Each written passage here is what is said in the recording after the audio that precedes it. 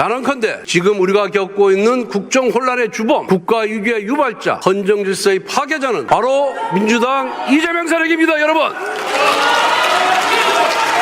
국정 혼란의 목적은 오직 하나, 민주당의 아버지 이재명 대표의 방탄입니다. 8개 사건, 12개 혐의, 5개 재판을 받고 있는 이재명 대표의 형이 확정되기 이전에 국정을 파국으로 몰아 조기 대선을 유도하고 이를 통해 대통령직을 차지하려는 정치적 모반입니다.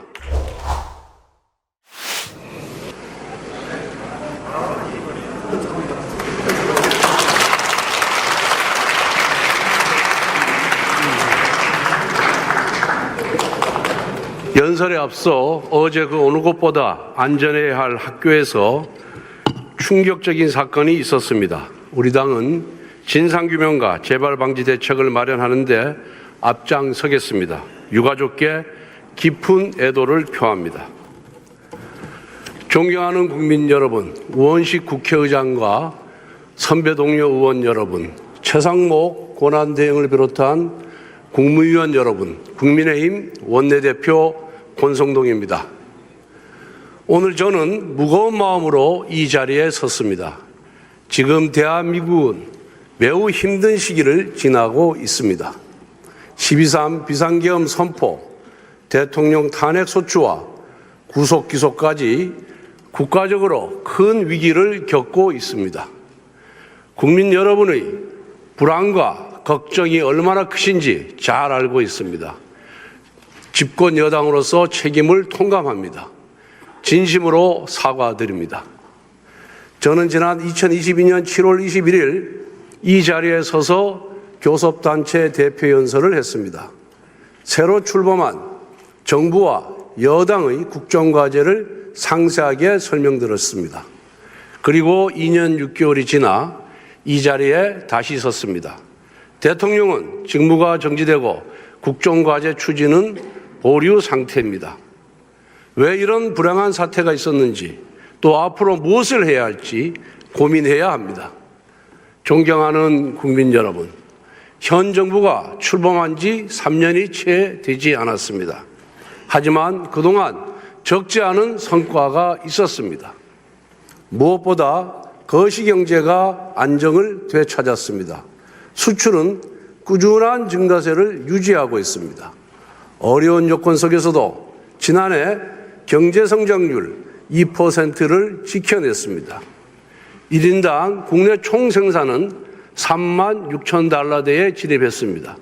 일본과 대만보다도 높은 수준입니다. 정부 출범 당시 6%까지 올라갔던 물가 상승률은 현재 2%대의 안정세를 보이고 있습니다. 한편 문재인 정부 시기 국가 부채는 400조 원 이상 급증했습니다. 기어이 국가 부채 천조 원 시대를 열었습니다. 이와 같은 악조건 속에서도 정부는 민생을 지원하면서 건전 재정을 추진했습니다. 그 결과 대외의 신인도를 지켜냈습니다. 서민에게 큰 고통을 주었던 집값 폭등도 안정을 되찾았습니다. 적절한 주택 공급과 징벌적 과세 완화 정책 덕분입니다. 문재인 정부의 탈원전 정책을 폐기하고 원전 생태계를 복원하고 있습니다. 외교, 안보 분야에서도 괄목할 성과가 있었습니다. 문재인 정부에서 크게 흔들렸던 한미동맹은 역대 최고 수준으로 완전 복원되었습니다. 최악으로 치닫던 한일 관계도 정상화되었습니다. 한미일 삼각 협력을 강화하고 굴종적인 대북 정책에서 벗어났습니다. 강력한 힘에 의한 평화를 지켜나가고 있습니다. 이러한 성과는 민주당의 국정방해 책통을 뚫고 이룩했던 것으로 더욱 값지다고 생각합니다.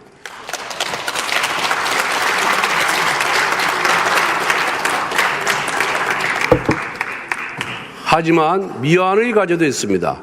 특히 내수 침체가 지속되면서 많은 국민들께서 어려움을 호소하셨습니다. 취약계층 보호 강화, 소상공인, 자영업자 지원 확대와 같은 민생 안정 정책을 펼쳐왔지만 여전히 부족합니다. 저출산 문제 대응을 위해 정부 여당은 인구전략기획부 신설을 추진해 왔습니다. 작년 7월 국민의힘은 이 같은 내용을 담은 정부조직법 개정안을 국회에 제출했습니다. 민주당의 비협조 때문에 진척이 없습니다. 국민 노후와 청년의 미래가 걸린 연금 개혁도 국회 논의가 반년 가까이 중단되었습니다. 법치주의 원칙에 따라 노동개혁을 추진해 왔습니다. 그 결과 불법 파업이 줄어들어 근로손실 일수는 문재인 정부의 3분의 1 수준으로 감소하였습니다. 90%의 노조가 회계 공시에 참여하여 투명성을 높였습니다. 노조 간부의 채용 비리도 바로 잡았습니다. 하지만 노동시장의 유연성 확보와 이중구조 해결은 민주당과 강성노조의 반대로 아직 성과를 내지 못하고 있습니다. 교육개혁의 핵심 과제인 유보통합은 밑그림을 제시했지만 아직 추진이 더딘 상황입니다. 의료개혁도 의정갈등이 지속되면서 여전히 표류하고 있습니다. 대통령 임기 3년차는 국정 성과를 끌어올려야 할 시기인데 작금의 현실이 너무 안타깝고 송구스럽습니다.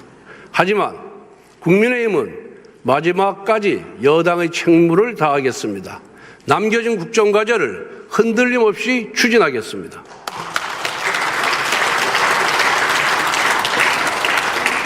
존경하는 국민 여러분, 지난 12.3 비상계엄 선포는 21세기 대한민국에서 납득할 수 없는 조치였습니다. 그런데 왜 비상조치가 내려졌는지 한 번쯤 따져봐야 합니다. 대한민국 정부 수립 이후 문재인 정부까지 74년 동안 발의된 탄핵소추안은 총 21건입니다. 그런데 윤석열 정부 출범 이후 거대 야당은 무려 29건의 탄핵소추안을 발의했습니다. 우리 헌정사에서도 세계 어느 나라에서도 이런 야당은 없었습니다. 더욱 기가 막힌 것은 탄핵소추 이유입니다. 이준석 방통위원장은 임명된 지 단 이틀 만에 탄핵되었습니다. 방송 장악을 위한 민주당의 정략적인 탄핵이었습니다. 이재명 대표는 대북 송금 사건, 대장동 백현동 비리 사건의 주범입니다. 그런데 이 사건을 수사한 검사들을 무더기 탄핵했습니다. 범죄 피고인이 수사검사를 탄핵하는 적반하장의 폭거였습니다. 탈원전, 서해 공무원 피살, 집값 통계 조작, 태양광 사업 비리와 같은 문재인 정권의 부정부패 범죄를 감사하였다는 이유로 난데없이 감사원장까지 탄핵하였습니다. 이재명 대표의 재판을 공소유지하는 중앙지검장과 검사들도 탄핵하여 직무를 정지시켰습니다. 이 대표 수사팀의 족쇄를 채워 재판을 지연시키겠다는 목적입니다.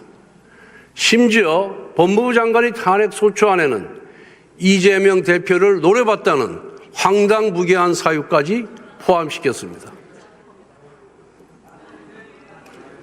대통령 탄핵소추 통과 이후 국정안정이 무엇보다 절실합니다. 그런데 한덕수 대통령 권한대행까지 탄핵했습니다. 헌재 재판관 임명과 관련하여 여야 합의를 요청했다는 것이 탄핵 사유였습니다. 세상에 이런 행포가 어디 있습니까?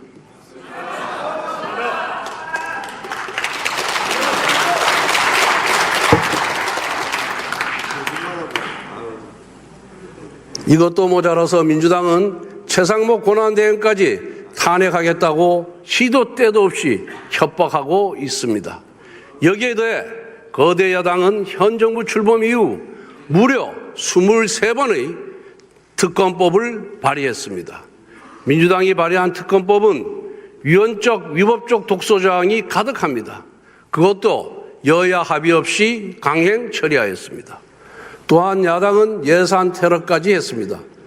민주당은 금년도 예산안을 대폭 삭감하여 단독 처리했습니다. 지역 상품권 1조 원 증액에 반대한다고 보복한 것입니다. 국회 청문회는 또 어땠습니까? 다수당의 힘으로 입법청문회, 청원청문회 열어놓고 온갖 기형적인 막말과 갑질을 보여주었습니다. 수많은 공직자, 기업인들을 불러서 마치 범죄자 신문하듯이 겁박하고 조롱했습니다. 청문회가 아니라 인신공격의 경연장이었습니다. 지금까지 대통령과 권한대행이 행사한 제의 요구권은 총 38건입니다. 이를 두고 민주당은 독선이라고 비판합니다. 불통, 독선 이미지를 낙인 찍는 전형적인 민주당의 수법입니다. 국익을 위하는 법이라면, 여야 합의로 통과된 법이라면 정부가 왜 제2요구권을 행사합니까? 국민 여러분, 29번의 연쇄탄핵, 23번의 특검법 발의, 38번의 제2요구권 유도, 셀 수도 없는 갑질 청문회 강행, 삭감 예산안 단독 통과, 이 모두가 대한민국 건국 이후 단 한 번도 본 적이 없는 처음 있는 일입니다.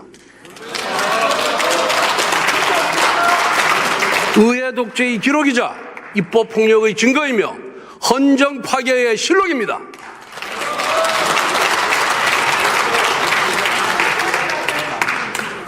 민주당은 의회주의도, 삼권분립도, 법치주의도 모두 무너뜨렸습니다. 국정은 작동불능 심정지 상태에 빠졌습니다. 단언컨대 지금 우리가 겪고 있는 국정 혼란의 주범, 국가위기의 유발자, 헌정질서의 파괴자는 바로 민주당 이재명 세력입니다, 여러분.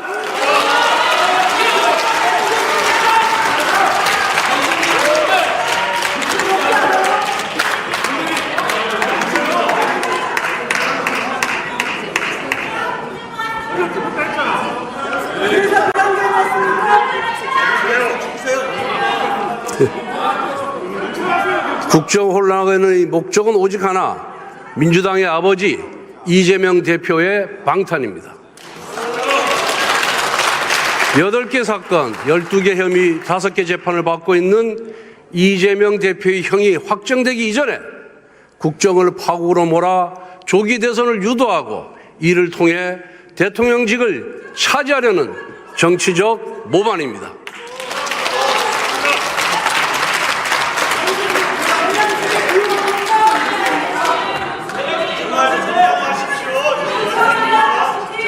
민생도 경제도 팽개치고 대표 한 사람 방탄을 위해 입법 권력을 휘두르는 개인 숭배 세력, 탄핵 특검 말고는 아무것도 할 줄 모르는 불안 조장 세력, 정치를 끝없는 갈등과 대립으로 몰아가는 국민 분열 세력, 이것이 바로 민주당의 본 모습입니다.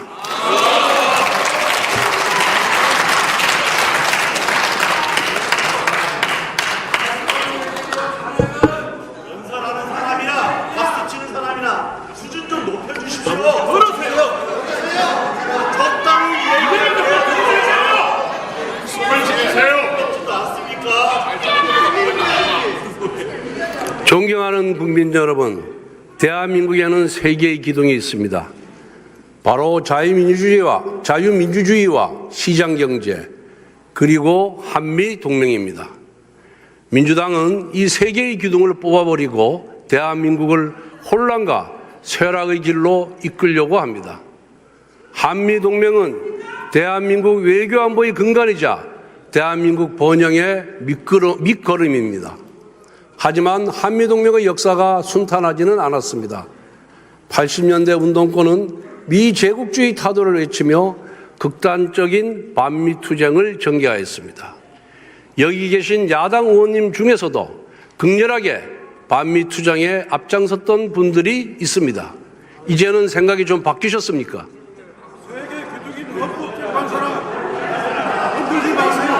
지금도 민노총을 비롯한 좌파단체는 주한미군 철수, 한미연합훈련 중단을 외치며 한미동맹을 위협하고 있습니다. 그런데 최근 민주당은 난데없이 한미동맹 지지 결의안을 발의했습니다. 이재명 대표도 한미동맹을 부쩍 강조하고 있습니다. 조기 대선을 겨냥한 위장전술입니다. 카멜레온의 보호색이 성조기 무늬로 바뀌었습니다. 지난 12월 7일 대통령 1차 탄핵소추안에는 자유민주주의 국가들과의 연대를 강화하는 가치외교가 탄핵 사유로 명시되었습니다. 여기 계신 야당 의원님들께 묻겠습니다.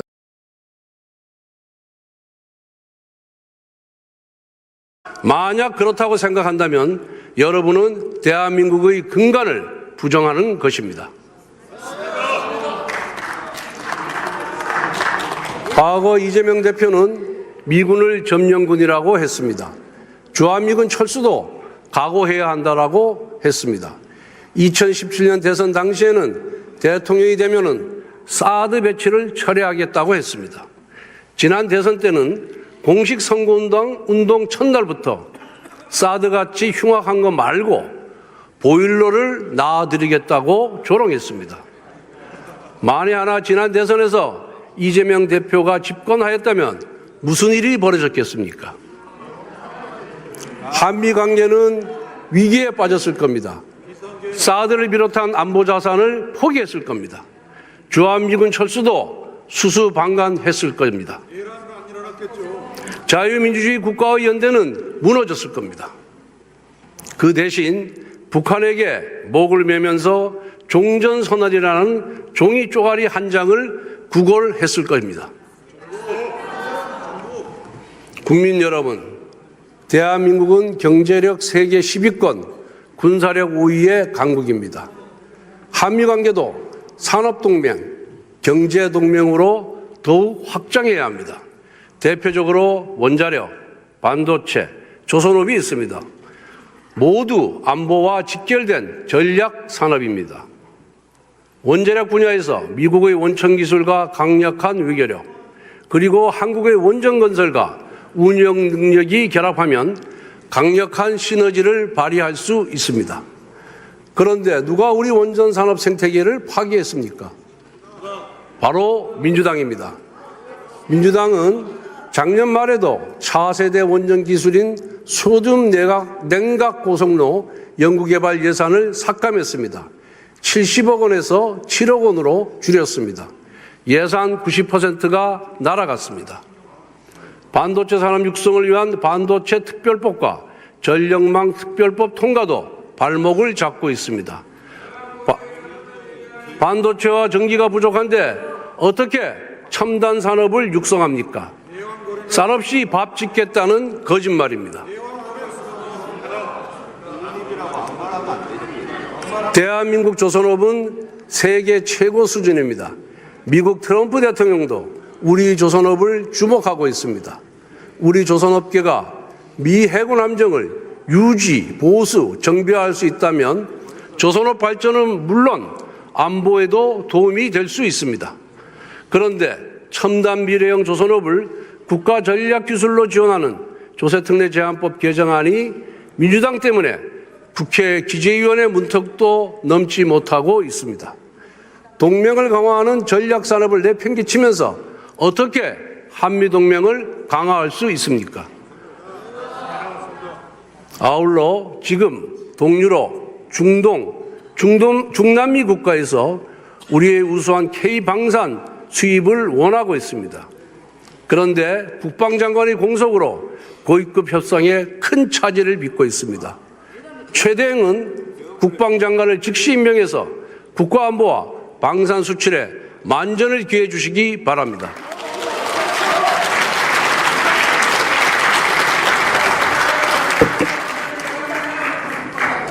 존경하는 국민 여러분, 작년에 노벨 경제학상을 수상한 데런 에스모글로 교수는 대한민국이 번영하고 북한이 몰락한 원인이 경제제도의 차이에 있다고 했습니다. 대한민국은 국민의 사유재산권을 보장하고 노력에는 인센티브를 제공하며 혁신에는 보상을 주는 시장경제체제를 세웠습니다. 이와 같은 포용적 경제제도 덕분에 대한민국은 한강의 기적을 이루었습니다. 그런데 민주당이 발의했던 법안을 보면 반시장적이고 반기업적인 악법이 대다수입니다. 소위 노란봉투법은 불법 파업을 조장하여 산업 전반을 난장판으로 만들 것입니다. 국회 증언감정법은 국회가 마음대로 기업 구성원들의 개인정보와 기업의 영업기밀을 들여다볼 수 있습니다. 이것은 시장과 기업에 대한 정치 권력의 약탈입니다. 민주당은 그렇게 약탈한 전리품을 좌파 단체와 나누어 갔습니다. 민주당이 민노총, 전농 같은 좌파 단체의 입법 로비를 들어주면 좌파 단체는 민주당을 위해 정치 투쟁의 스크럼을 짜주었습니다. 민주당이 입법거래로 배를 불리는 동안 대한민국의 투자 환경은 지속적으로 악화되었습니다. 정부 발표에 따르면 414개 경제 관련 법률 중 형벌 규정이 무려 5,886개에 달합니다. 이 중 다수가 이중처벌 혹은 양벌 규정입니다. 주한미국 상공회의소 조사를 보면 한국에서 애국 기업들이 투자하기 힘든 이유가 예측하기 힘든 규제 환경이라고 합니다. 이처럼 반기업적인 투자 환경을 누가 만들었습니까? 바로 정치입니다. 그저 기업을 규제하고 과도하게 비난하면 착한 정치인, 견연 정치인으로 대접해주는 위선의 정치 문화가 우리 경제의 족쇄가 되었습니다. 그리고 그 중심에 민주당이 있습니다.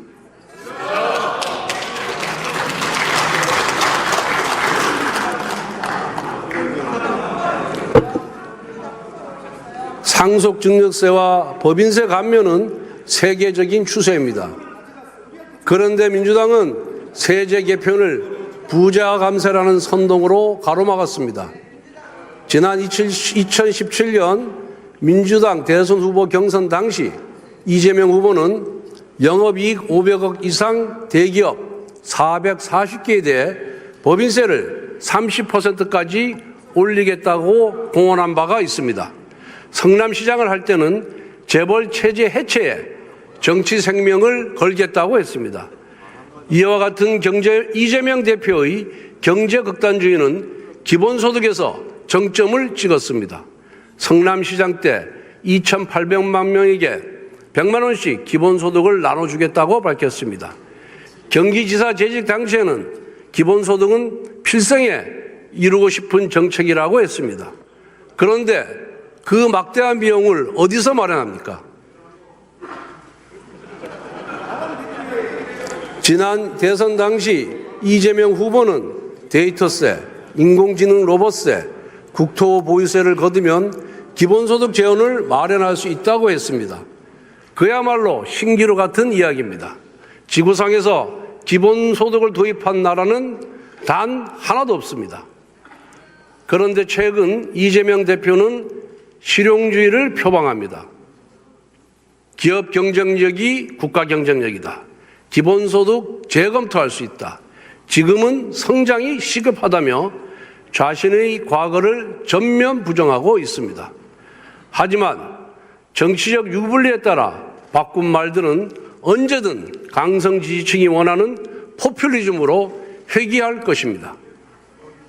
이재명 대표와 민주당이 정책과 노선을 진정 수정할 의지가 있다면 노란봉투법, 국회 증언감정법부터 폐기하십시오. 대신 여야가 합의한 민생 법안들을 당장 통과시키십시오. 만약 그렇지 못한다면 이재명 대표가 외친 실용주의는 정치적 가면극에 불과합니다.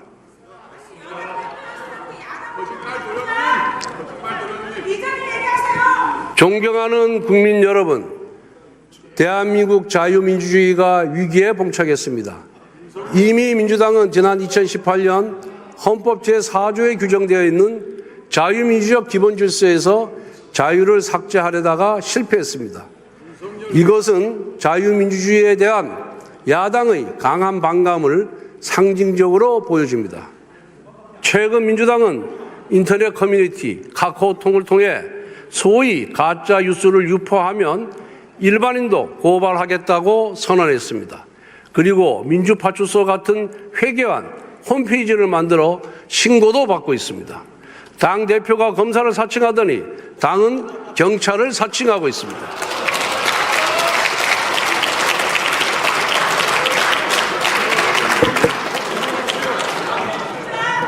빅브라더가 당신을 주시하고 있다. 조지 오웰의 소설 1984에 나오는 유명한 문장입니다. 이제 이 문장은 우리 현실 속에서 민주당이 당신을 주시하고 있다로 바뀌고 있습니다. 민주당의 검열과 본능은 여론조사업체 관리법안, 언론재갈법, 언론사에 대한 광고 압박에서도 볼 수 있습니다. 이처럼 민주당과 이재명 대표는 의회 권력만으로도 무소불위 권력을 휘두르고 국민의 일상까지 감시합니다. 민주당의 권력이 더 커지면 무슨 일이 벌어지겠습니까? 국민의 사생활도 통제하는 공포정치가 일상화될 것입니다. 반대 세력에 대한 끝없는 정치보복과 숙청이 벌어질 것입니다. 국민 여러분, 국민의힘이냐 민주당이냐라는 질문은 자유민주주의냐 1인 숭배 독재주의냐라는 질문과 같습니다. 안정과 통합이냐 혼란과 분열이냐라는 질문과도 같습니다. 그리고 그 답은 명확합니다.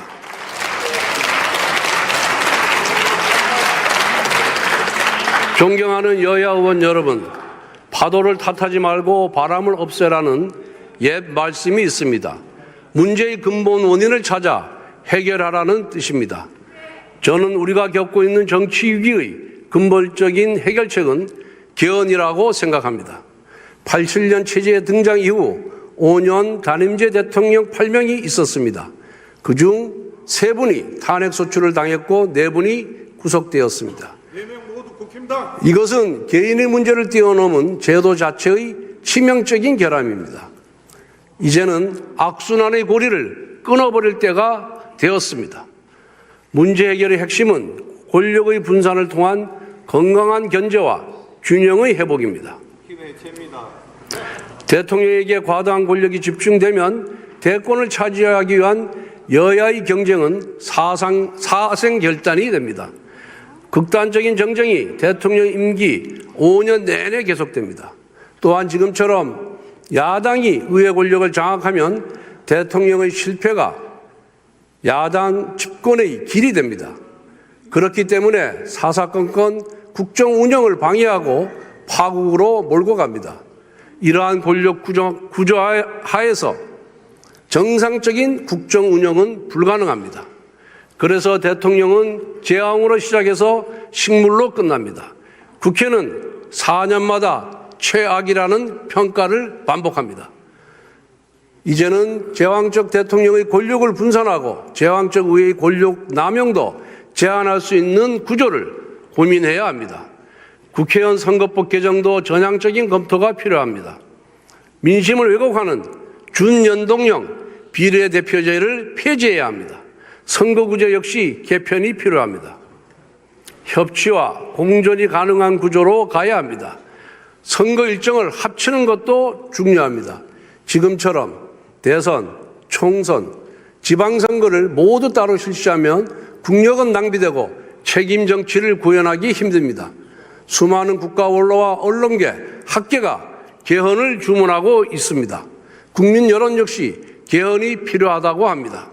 이제 남은 것은 국회의 결단입니다.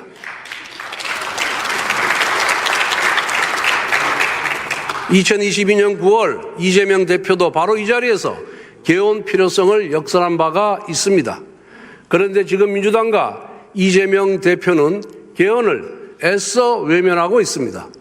대권이 눈앞에 다가왔다고 생각하는 것입니까? 이대로 가면 다음에 누가 어느 당이 집권하더라도 총성 없는 내전이 반복될 뿐입니다. 여야가 함께 머리를 맞대고 국민과 각계의 의견을 수렴합시다. 우리 자신의 임기조차 단축할 각오로 최선의 제도를 찾아봅시다.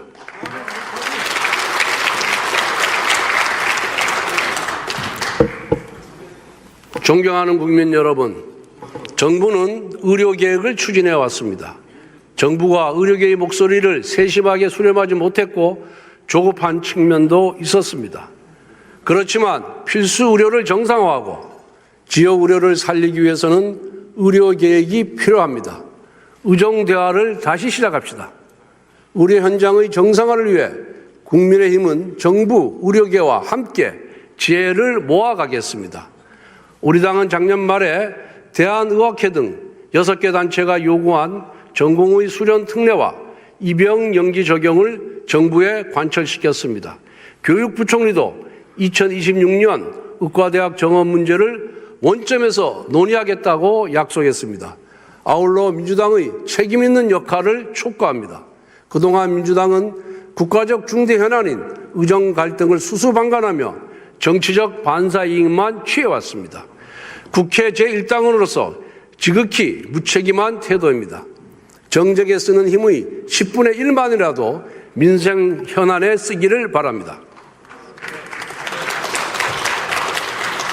존경하는 국민 여러분, 연금개혁도 핵심 국정과제로 추진해왔습니다. 작년 9월 정부는 연금개혁안을 국회에 제출했지만 지금까지 국회 논의는 중단되었습니다. 정부안 제출을 다그쳤던 민주당이 막상 정부가 개혁안을 제출하자 논의를 거부했기 때문입니다. 그랬던 민주당이 갑자기 논의를 다시 시작하자고 합니다.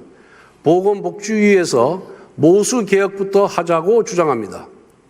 민주당의 주장대로 구조개혁을 빼고 자동 안정화 장치도 없이 소득 대체율을 45%까지 올리는 모수개혁만 한다면 국민연금기금 고갈 시점이 고작 8년 정도 늦춰줄 뿐입니다. 그렇게 되면 미래 세대에게 엄청난 재정 부담을 떠넘기게 됩니다.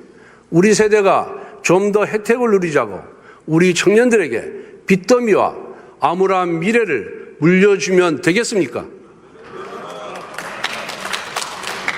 연금개혁은 기본 틀부터 바꾸어야만 50년, 100년을 지속할 수 있습니다. 그래서 국민의힘이 줄곧 모수개혁과 구조개혁을 함께 하자고 주장하는 것입니다. 아울러 국민연금 수익률을 더 높일 수 있는 방안도 모색해야 합니다. 수익률이 높아야 연금 재정도 건전해집니다. 현재 국민연금기금의 규모는 1,200조 원에 육박합니다. 세계 연금기금 중 3, 4위 수준입니다. 투자를 결정하는 기금운용위원회도 장차관 공무원과 노사 대표가 아니라 전문가 중심이 되어야 합니다. 연기금의 수익률을 획기적으로 올리기 위해 세계적인 인재를 불러올 수 있는 방안을 마련하겠습니다. 연금개혁은 기초연금, 퇴직연금, 개인보험과 연계되어 있습니다. 따라서 보건복지 단일 상임위 차원이 아니라 특별위원회라는 큰 그릇을 만들어 논의해야 합니다. 여야가 특위 구성에 합의한다면 국민의힘은 모수개혁부터 논의하는 것을 수용하겠습니다. 그러나 반드시 구조개혁과 수익률 개혁 논의가 이어지는 장치가 마련되어야 할 것입니다.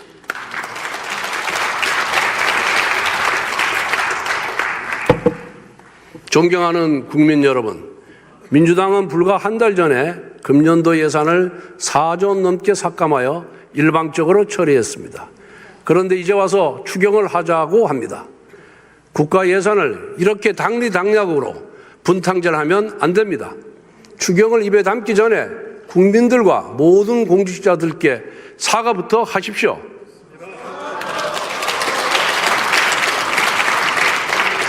우리 당은 추경 논의를 반대하지 않습니다. 하지만 분명한 원칙과 방향이 필요합니다. 민주당이 일방적으로 삭감 처리한 올해 예산안을 원상 복원하고 보완해야 합니다. 지역화폐와 같은 정쟁의 소지가 있는 추경은 배제하고 내수회복, 취약계층 지원, AI를 비롯한 산업 통상 경쟁력 강화를 위한 추경으로 편성해야 합니다. 아울러 이번 2월 국회에서 반도체 특별법을 반드시 처리해야 합니다. 미국, 중국, 일본, 대만 등 주요국들은 반도체를 국가안보 전략 산업으로 여기고 전폭적인 지원을 하고 있습니다. 세계 각국은 국가적 정책 지원과 근로시간 유연화를 통해 초경쟁 체제에 돌입했습니다. 연구개발과 생산이 24시간 365일 지속되지 않으면 살아남을 수 없는 산업이기 때문입니다. 전 세계에서 반도체 연구 인력이 주 52시간 근무에 발목 잡힌 나라는 어디에도 없습니다. 그런데 민주당은 고임금 연구개발 인력에 한해 주 52시간 근로시간의 예외를 주자는 법안을 끈질기게 거부하고 있습니다. 주 52시간 규제에 집착하는 민주당은 글로벌 스탠다드에서 한참 뒤떨어진 정치 세력입니다. 이 변화무쌍한 시대에 실용의 가치를 배신하는 21세기 세국입니다. 반도체에는 이념도 없고 정파도 없습니다. 경제전쟁의 시대에 이기는 방법만 고민해야 합니다. 존경하는 국민 여러분, AI, 반도체와 같은 첨단 산업 육성에 우리 미래가 좌우되는 시대입니다. 첨단 산업은 충분한 에너지의 뒷받침이 필수적입니다. 그런데 현장에 에너지 확보 비상이 걸렸습니다. 용인 반도체 클러스터를 봅시다. 삼성전자와 SK하이닉스가 약 480조 원을 투자할 예정이지만 전력 확보가 어렵다고 합니다. 동해안이나 남해안에서 생산된 전력을 끌어오려고 하지만 넘어야 할 난관이 너무 많습니다. 국민의힘은 첨단 기업에 충분한 에너지를 공급할 수 있도록 에너지, 교통, 통신 인프라를 통합적으로 고려한 국토종합 인프라 개발 로드맵을 구축하겠습니다. 기존의 수도권과 도로망 중심의 국토 개발 계획을 에너지 인프라 중심으로 패러다임을 전환하겠습니다.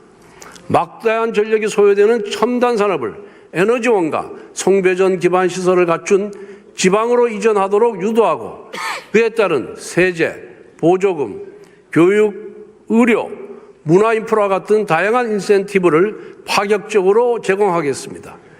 이것이 바로 대한민국 재도약을 위한 새로운 국토개발 프로젝트입니다. 미래 산업 육성과 지방 활성화라는 두 마리 토끼를 잡겠습니다.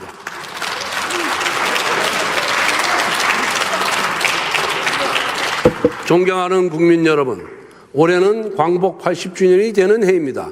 지난 80년 우리는 도전과 성취의 역사를 써왔습니다. 식민 지배와 전쟁의 폐허 위에 나라를 세우고 도로를 닦고 공장을 만들었습니다. 가난 속에서도 학교를 건립하여 아이들을 가르쳤습니다. 그렇게 자란 아이들이 산업화와 민주화의 역군이 되었습니다. 대한민국은 식민지를 경험한 나라 중 유일하게 산업화와 민주화 모두 성공한 나라가 되었습니다. 작년 10월 노벨 경제학상을 수상한 사이먼 존슨 교수는 수상 발표 직후 기자회견 일성으로 이렇게 밝혔습니다. 한국 경제를 보라. 성공한 국가의 모범 사례다. 동료 의원 여러분, 우리는 선배 세대로부터 좋은 나라를 물려받았습니다. 그런데 우리는 후손에게 좋은 나라를 물려줄 수 있겠습니까? 지금과 같은 정치가 계속된다면 우리는 받은 만큼 돌려줄 수가 없습니다. 여기 계신 여야 의원님들 대부분 자녀가 있을 것입니다. 우리가 정책과 노선은 달라도 자녀를 위하는 마음은 똑같습니다. 그런데 지금 우리는 어떻습니까? 정작 자녀와 미래 세대를 위한 개혁은 외면하고 있습니다. 성장 동력 회복과 경쟁력 강화, 노동개혁과 연금개혁까지 우리 시대에 주어진 과제를 해결하지 못하고 있습니다. 수명을 다한 87년 헌법제재의 개편도 말만 무성합니다. 그런데 한 걸음도 떼지 못하고 있습니다. 건국 이후 가장 많은 혜택을 받은 우리 세대가 꺼져버린 성장 엔진과 빚더미가 된 국가재정, 극단적인 정쟁과 분열만 반복하는 나라를 물려주지는 않을까 너무나 두렵습니다. 모범적인 압축 성장의 신화를 쏜 우리가 벌써 쇠락의 길로 들어선 것이 아닐까 정말 두렵습니다. 이제 그동안 미뤄왔던 중요한 과제부터 시작합시다. 민생경제의 활력을 불어넣을 역전 법안들, 대한민국의 재도약을 위한 4대 개혁, 저출산 극복을 위한 범국가적인 대책 수립, 극단적 대결 정치를 극복하는 개헌부터 제대로 논의합시다. 우공 이산의 고사처럼 작은 성과라도 쉬지 말고 쌓아갑시다.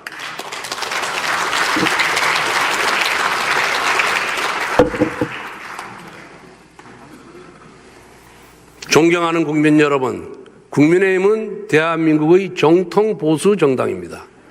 저는 대한민국의 건국과 산업화 그리고 민주화를 이끌어온 보수 정당이 자랑스럽습니다.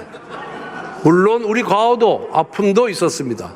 그 공은 계승하고 과는 덜어내는 것이 후배 정치인의 책무입니다. 온갖 고난 속에서도 대한민국의 번영을 이끌어온 선배들처럼 이 시대의 과제를 해결하도록 노력하겠습니다. 대한민국을 떠받치고 있는 세계의 기둥, 자유민주주의와 시장경제, 그리고 한미동맹의 소중한 유산을 반드시 지켜내겠습니다. 다시 한번 힘차게 전진하는 대한민국을 만들겠습니다. 경청해 주셔서 감사합니다.